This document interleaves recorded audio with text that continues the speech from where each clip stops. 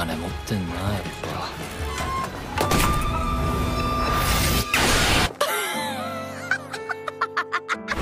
なんでこんなに生きづらいんだよ。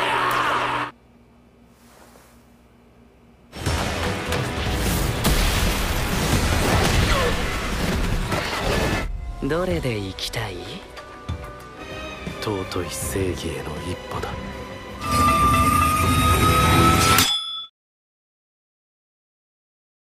Pembunuh bayaran legendaris Sakamoto dulunya ditakuti semua orang, tapi semuanya berubah sejak dia jatuh cinta dan pensiun dari dunia kriminal. Sayangnya, organisasi JJA terus saja mengirim pembunuh bayaran untuk mengejar Sakamoto, yang padahal Sakamoto cuma ingin hidup tenang bersama keluarganya. Tapi datanglah sosok misterius bernama Slur yang menyebar sayembara. Siapapun yang membunuh Sakamoto bakal dikasih 1 miliar yen. Gak cuma itu, dia juga ngumpulin para kriminal kelas berat, semuanya mantan terpidana hukuman mati. Salah satunya ada cewek bernama Dam, yang saat ini mengincar pembunuh bayaran juga. Karena panik, si target pun kabur, tapi malah tersandung dan terjatuh. Dam gak buang waktu, langsung menghampiri dan kemudian membunuhnya.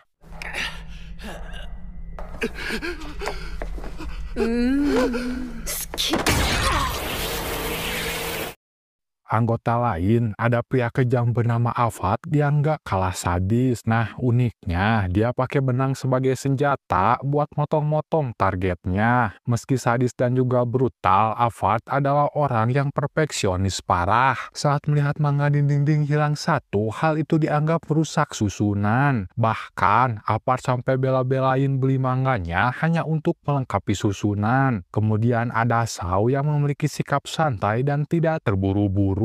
Buat dia, terlalu terburu-buru tuh nggak keren sama sekali. Dan terakhir ada pria bernama Minimalis yang ambisinya membunuh pembunuh bayaran peringkat S. Tapi anehnya, Sakamoto hanya diberi peringkat B+ bagi mereka.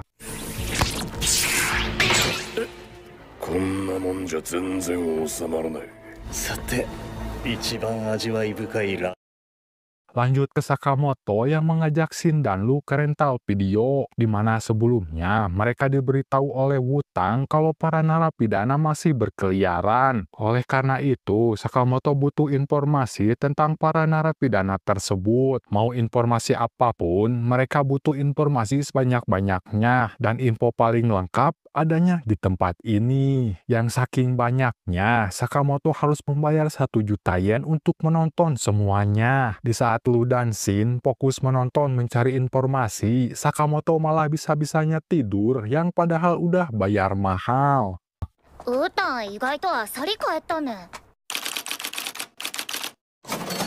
Di sisi lain, ada kelompok order yang lagi jalan menuju suatu tempat. Salah satunya ada seorang kakek yang sedang tidur yang bernama Takamura. Mereka sudah mendengar kalau ada kelompok kriminal yang membuat keributan. Tapi karena salah jalan, Osaragi malah ngerem mendadak dan mundur seenaknya. Bahkan, Takamura yang lagi enak tidur pun sampai kejedot ke jendela mobil. Yang padahal mereka sedang di jalan tol dan bisa-bisanya malah mundur. Mereka tak peduli siapa para kriminal itu, namun yang jelas para kriminal membuat onar di wilayah order, dan siapapun yang bikin onar di wilayah order harus dihabisi. Dan menurut Osaragi, para kriminal itu kayaknya nggak punya rem untuk ngebunuh. Si Shiba juga bingung sebenarnya apa sih yang dipikiran Slur, tapi mereka lupa kalau Takamura udah turun tangan, dia bakal gaspol dalam membunuh. うちの島荒らすやつはぶち殺すだけだ。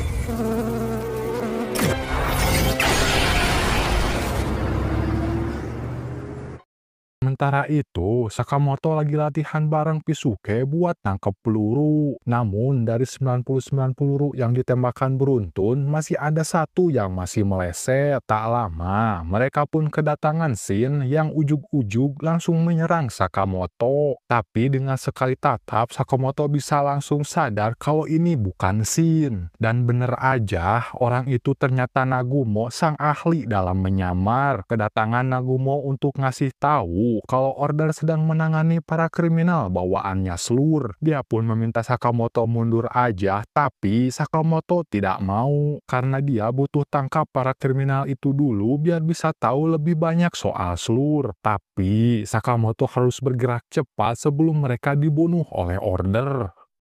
この件はすでにオーダーが動いてる。相変わらず甘いね。B ランク。イージーな獲物ってことさ。 Di tempat lain, Shin dan Lu sedang belanja keperluan untuk perbaikan toko. Bukannya fokus ke yang mau dibeli, Lu malah sibuk ngeliatin kucing. Shin sendiri tak bisa santai-santai karena para narapidana masih berkeliaran bebas. Lu sih malah santai dan katanya, tenang aja, ada Sakamoto. Meski begitu, Shin merasa tidak enak jika selalu membebankan Sakamoto. Oleh karena itu, mereka harus menjadi lebih kuat untuk membantu Sakamoto. Namun entah kenapa, semua hewan yang ada di sana tiba-tiba menjadi marah. お兄さんも抱っこしてみません？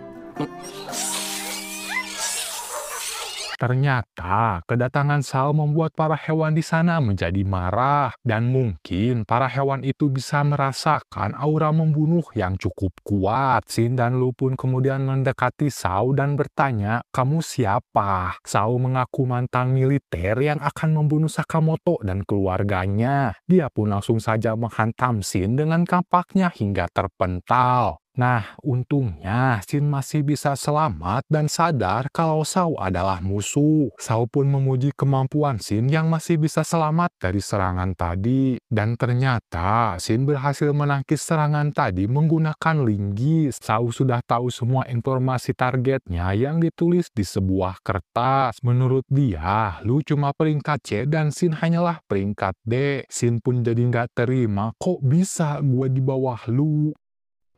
テンポ悪いと飽きちゃうからな。 D ね。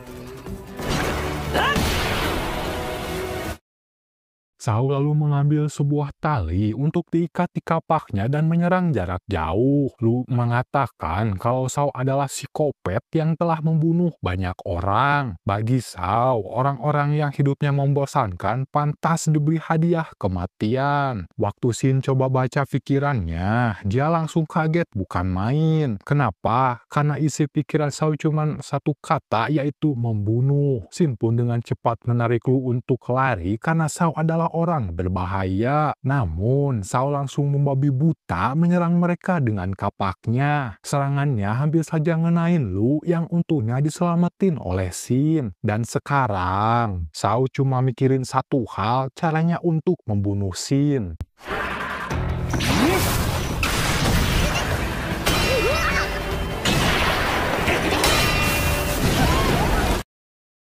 Ledakan itu membuat Lu langsung terkapar dan tak bisa bangun lagi. Sedangkan Sao santai saja dan sepet-sepetnya pakai etanol untuk disinfeksi luka. Sementara Sakamoto mulai khawatir karena Shin dan juga Lu belum balik juga. Pisuke bilang, tenang, Shin itu pembunuh bayaran hebat. Tapi Sakamoto cuma menjawab kalau Shin belum mencapai potensi penuhnya. Kembali ke pertarungan Sao yang saat ini sudah sangat mendominasi, yang dimana Shin sudah dibuat tak berdaya dan tak bisa melawan lagi. Sao pun bilang kalau setelah ini target selanjutnya keluarga Sakamoto, dan justru kata-kata itulah yang membangkitkan kekuatan Shin. Tekadnya untuk melindungi keluarga Sakamoto bikin kekuatan barunya muncul, dan siapa sangka kemampuan baru Shin melihat masa depan.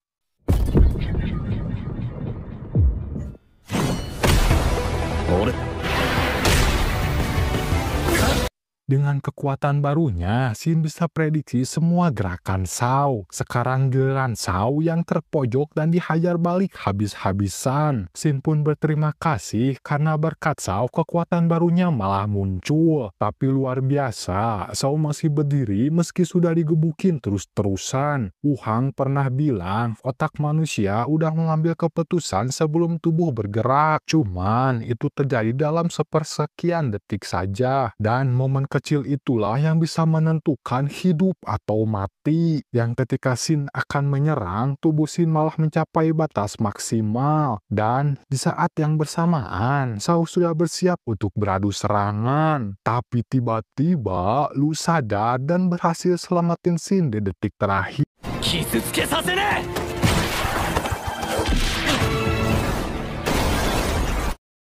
Yang gak disangka, Lu meminum etanol murni yang membuatnya jadi mabuk berat sampai-sampai Shin gak ngenalin dia karena penampilan Lu yang beda banget. Shao pun nyerang Lu, tapi semua serangannya dikonter dengan gampang. Mungkin karena efek etanol itu, aura Lu jadi sangat beda total. Dan sekarang giliran Lu yang ngehajar Shao sampai ampun-ampunan. Sampai-sampai Shin cuma bisa bengong melongo gak percaya sama yang dia lihat. Bahkan, Shao psikopat sadis itu sampai kena mental dan berusaha kabur. Seorang pembunuh sadis seperti Shao pun ternyata masih takut mati. Tapi Lu nggak ngasih ampun terus mengejar sambil nimpukin senjata. Hingga akhirnya Shin menghantam kepala Shao sampai tumbang.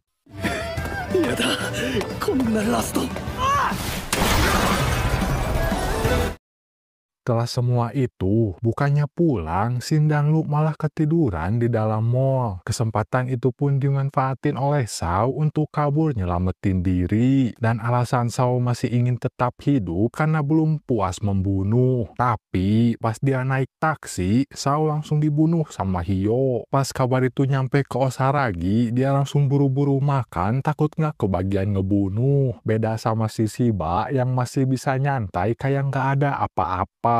Ketika Shin dan juga Lu bangun, mereka baru sadar, loh, si Shao kemana? Ternyata di sana udah ada tim plotter yaitu agen pembersih lokasi. Mereka pun ngasih tahu santai aja karena Shao udah mati. Lu dan Shin pun sampai lupa kalau mereka harus segera balik ke toko. 殺し屋が街を壊したり汚したりした際に、やっべえ、早く店戻らねえと。 Sekarang kita pindah ke si Shiba yang lagi sibuk nyari-nyari Osaragi. Ternyata Osaragi lagi doa di kuil biar bisa ngebunuh narapidana selanjutnya. Doanya langsung dijawab dan udah ada di belakangnya. Dan pun langsung nyerang Osaragi tapi masih ditahan pakai koin. Dan pun nanyain kenapa orang-orang kalau berdoa selalu menutup mata. Osaragi malah balik nanya, tahu nggak cara bersyukur ke dewa Jepang? Yaitu 2 kali membungkuk, 2 kali tepuk tangan, dan kemudian membungkuk sekali lagi. Tapi dia lupa kalau seharusnya tadi melempar koinnya dulu. Dihajar kayak gitu membuat Dam jadi emosi untuk membunuh Osaragi. Tapi Osaragi bilang kalau serangga yang masuk wilayah order yang harusnya dibunuh. Hal itu bikin Dam makin emosi karena hanya dianggap sebagai serangga. さっきみたいに殴ってこいよ。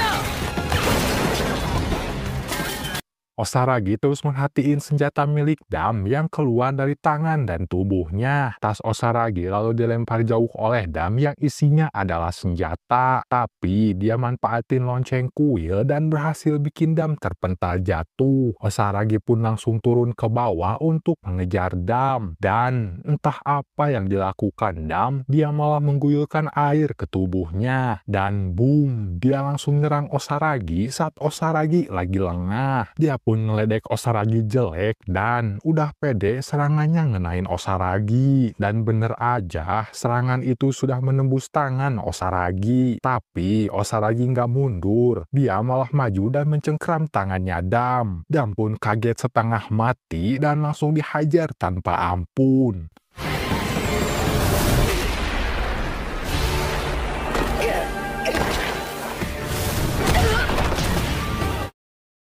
Dan ngerasa kalau dari dulu cintanya selalu bertepuk sebelah tangan. Yang padahal obsesi Dam terhadap cinta yang bisa dibilang sangat menyimpang. Dia ngebunuh orang-orang yang dia suka biar mereka nggak mikirin orang lain. Dan sekarang Osaragi siap menghabisi Dam dengan cara yang brutal. Sementara itu, Pisuke lagi nyariin para narapidana di atas menara Tokyo. Dia sambil nelpon Sakamoto, nanti gue kabarin lagi ya. Menurut Pisuke harusnya gampang sih nemuin para kriminal ini. こんな変な奴らすぐ見つかりそうだけどな。 Di tempat lain, Kashima ngabarin Slur kalau 2 terpidana mati udah tewas. Tapi Slur ngejawab nggak masalah karena kelompok order udah mulai terpancing. Namun, Afat nguping obrolan mereka dan langsung menyerang Kashima. Afat marah karena Kashima udah nutupin tujuan yang sebenarnya. Lagian, Afat gak mau dimanfaatin dan ingin hidup dengan caranya sendiri. Slur yang denger dari telepon pun malah bilang, biarin aja dia ngelakuin sesukanya. 彼の好きなようにさせてみよう。 Setelah ngelawan Sao, Shin dibawa oleh Sakamoto ke klinik pijat nenek Mia. Katanya, si nenek kang pijit legendaris di kalangan pembunuh bayaran. Dijuluki tangan dewa, soalnya luka separah apapun bisa dia sembuhin. Dan bener aja, semua rasa sakit di tubuh Shin langsung hilang setelah terapi. Tapi sayangnya, kemampuan baru Shin itu cuma bisa dipakai 5 menit doang. Nah, abis itu giliran Sakamoto yang dipijit oleh si nenek. Si nenek pun bisa tahu kalau Sakamoto lagi marah karena Shin dan juga Lu terluka. Tapi si nenek bilang kalau Sakamoto nekat sendirian hasilnya bisa kacau. Karena sekarang ini kondisi dia cuma 30% dari kemampuan terbaiknya dulu. Dan sebelum pergi, Sakamoto dikasih sikutan akupuntur oleh si nenek. あの子らがやられて息巻くのもわかる。 Di tempat lain, minimalis datang ke toko Sakamoto dan ketemu sama Aoi. Dia pun langsung nanya di mana orang yang namanya Sakamoto. Aoi pun jawab jujur kalau saat ini Sakamoto lagi pergi ke klinik pijat. Tapi minimalis nggak percaya dan malah ngancurin mesin kasir sama mejanya. Minimalis mengancam akan ngebunuh Aoi jika nggak dikasih tahu di mana Sakamoto. Dia pun langsung saja ngecekik Aoi yang padahal udah dikasih tahu. Dan alangkah terkejutnya si minimalis saat Aoi justru ngelawan balik. 俺は嘘をつかれるのが嫌いなんだ。おとなしく。なんてね。 Ternyata Nagumo yang sedang menyamar jadi Aoi. Minimalis pun langsung ngenalin Nagumo yang merupakan peringkat S, di mana sebelumnya Sakamoto minta bantuan Nagumo untuk ngejagain toko. Lagi pula, Nagumo nggak bisa menolaknya karena alasan Sakamoto adalah teman. Lanjut ke Heisuke yang berhasil menemukan salah satu terpidana mati. Targetnya adalah si Afat yang lagi ngobrol sama orang asing. Namun sialnya, tembakan Heisuke masih bisa ditahan oleh Afat. Nani?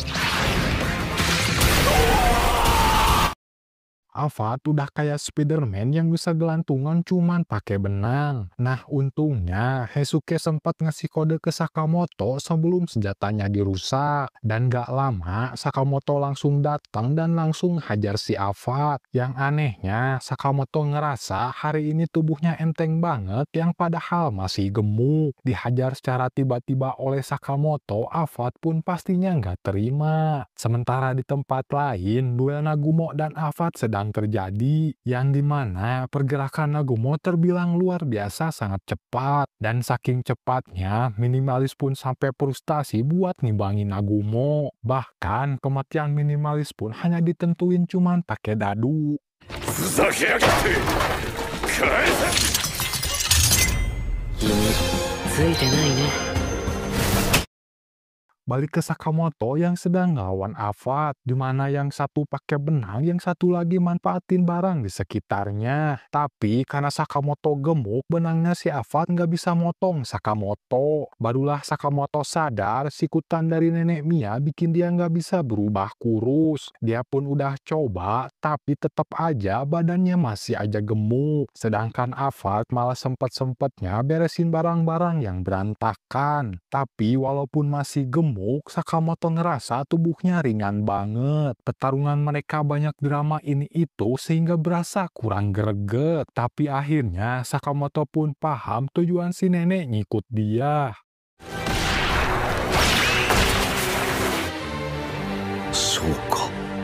Ternyata tujuannya biar tubuh Sakamoto nerima kenyataan kalau sekarang dia gemuk. Karena orang yang bisa bergerak optimal dalam kondisi apapun itulah orang kuat. Dan sekarang adalah giliran Sakamoto untuk ngehajar Avad. Gak ngerti gimana caranya dia bisa ngehajar si Avad sambil terjun dari lantai atas. Tapi yang lebih aneh, dua-duanya bisa mendarat dengan selamat. Dan pertarungan mereka pun belum kelar dan masih akan diterusin. Bahkan si Avad seneng banget karena Sakamoto ngasih perlawanan.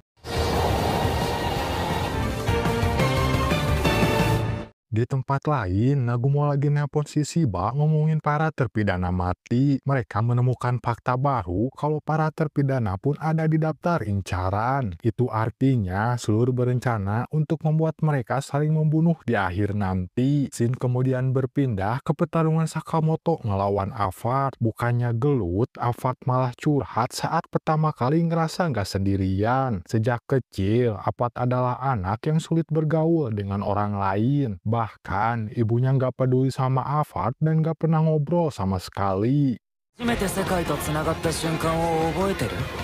僕は人に馴染めない子供だ。 Satu-satunya orang yang baik pada Avad adalah ayahnya sendiri. Si ayah bilang kalau yang terpenting adalah tulus dan jujur pada teman. Dengan begitu, mereka pasti mau temenan dan menyadari pesona Avad. Dia pun ngasih Avad boneka agar bisa latihan bicara sama orang lain. Tapi saat Avad ingin berteman sama orang lain, dia malah ditolak begitu aja. Hal itu bikin Avad frustrasi dan gak ngerti kenapa mereka nggak mau berteman. Yang intinya, Avad ngerasa sendirian karena selalu dijauhin oleh orang lain.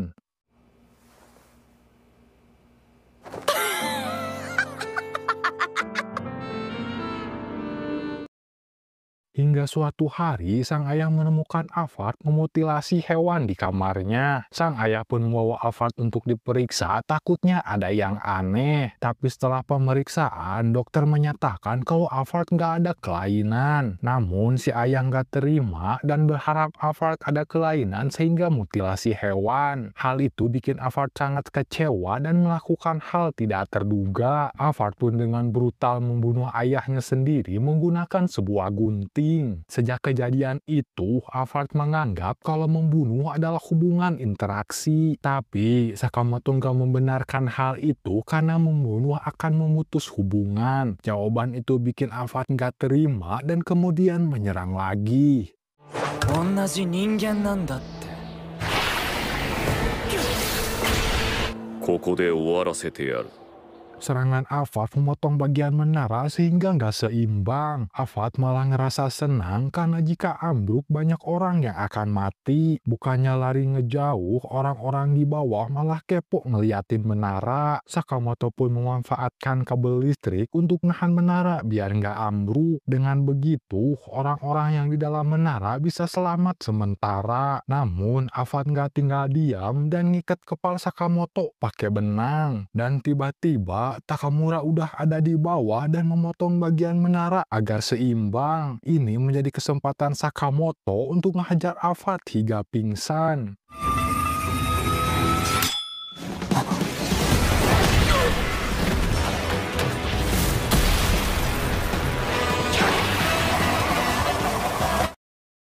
Saat sadar, Avad udah ada di tempat nenek Mia bersama yang lainnya. Sakamoto sengaja membawa Avad karena butuh informasi tentang Slur. Avad pun disuruh duduk dengan tenang dan menceritakan informasi atasannya. Dan entah kenapa, Sakamoto justru berani bertaruh kalau Avad akan berubah. Namun sayangnya, Avad nggak tahu tentang Slur dan hanya tahu manusia bertopeng rusa. Avad pernah naruh benang di kamar si rusa untuk mendengerin kondisi kamar. Avad dengar kalau mereka ingin ngancurin markas Satsuren saat order tidak ada. Para terpidana mati cuma dijadiin umpan untuk mengalihkan perhatian order. Mendengar hal itu, Sakamoto pun mutusin untuk pergi ke markas Satsuren.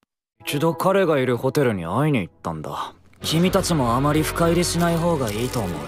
とりあえずサツレン行くか。Sulur yang ditemani satu rekannya kemudian mendatangi cabang markas Hatsuren. Singkatnya, Hatsuren adalah singkatan dari Federasi Pembunuh Jepang. Anggotanya lebih dari 1.000 orang dan hampir 400 orang pembunuh profesional. Mereka memfasilitasi pembunuh bayaran hingga pengembangan dan pembuatan senjata baru. Bisa dibilang ini adalah pusat dari Hatsuren itu sendiri. Dan hari ini akan terjadi insiden besar yang belum pernah terjadi di Hatsuren.